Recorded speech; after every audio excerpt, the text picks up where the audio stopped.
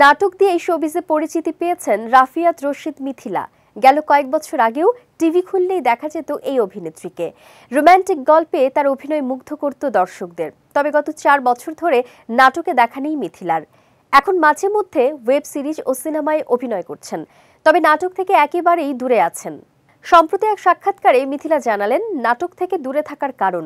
মিথিলার মতে গল্প চরিত্র পছন্দ না হওয়ার কারণেই নাটকে পাওয়া যাচ্ছে না তাকে। অভিনেত্রী বলেন, প্রায় 4 বছর টেলিভিশনের কোনো কাজ করছি না, তাই বলে এমন নয় যে নাটকে আর অভিনয় করব না। সত্যি বলতে লাস্ট কয়েক বছর ধরে যে ধরনের চিত্রনাট্য পাচ্ছি তা আমাকে টানছে না। চরিত্র পছন্দ হচ্ছে না, গল্প খুব গতানুগতিক মনে হচ্ছে। গল্প শুনে মনে হয় এমন গল্পে আগেও অভিনয় করেছি, এ কারণেই মূলত নাটকে কাজ করা হয়ে উঠছে না। মিথিলা এখন এমন ধরনের কন্টেন্টের সঙ্গে যুক্ত হতে চান যেখানে অভিনয় করার সুযোগ থাকবে। নিজেকে ভেঙে নতুন চরিত্রে থিতু হওয়ার চ্যালেঞ্জটা নিতে চান। মিথিলা বলেন, টেলিভিশন নাটকে অভিনয় করার সময় একই ধরনের চরিত্র করেছি অনেকবার।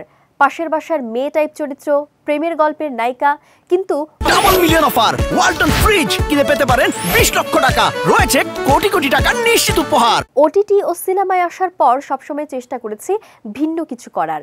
এই সিদ্ধান্তটা আসলে নিজের জন্যই নেয়া।